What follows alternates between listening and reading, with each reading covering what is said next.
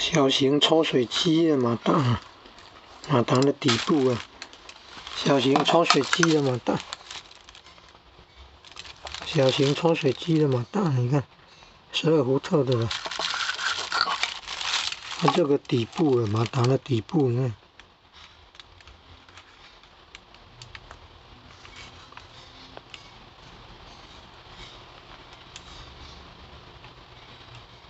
你看马达的底部是这样的，有那个正负极接电的地方，然后上面那个洞哦，可以看到那个马达轴心的气包线已经烧黑掉了。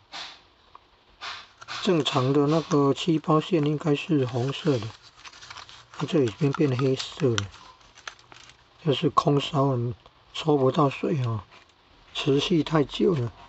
那空烧烧坏掉了。你看，你有没有看到气包线黑掉了？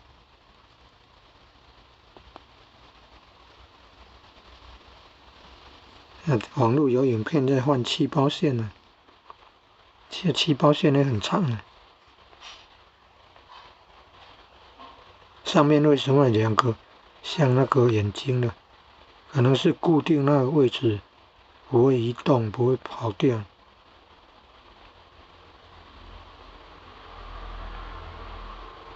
你看那个底座呢，还有圆心那个底座那边，那个叫轴心，马达轴心那个一端啊，另外一端固定的。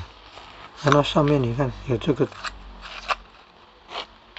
抽水用的那个设施，你看这5片啊，有弧形的，有的人用那个什么水管啊，塑胶水管，像剪锯一小段，然后你看剪开就可以有这个弧形的，把它用快干的什么胶水把它粘好。如果改换那个打草机的马达也是12伏特的，比较大哦。那要怎么接这一组啊？又有防水，下面有电水，有胶圈的呢，防水的，还有上面那个抽水的呢设施。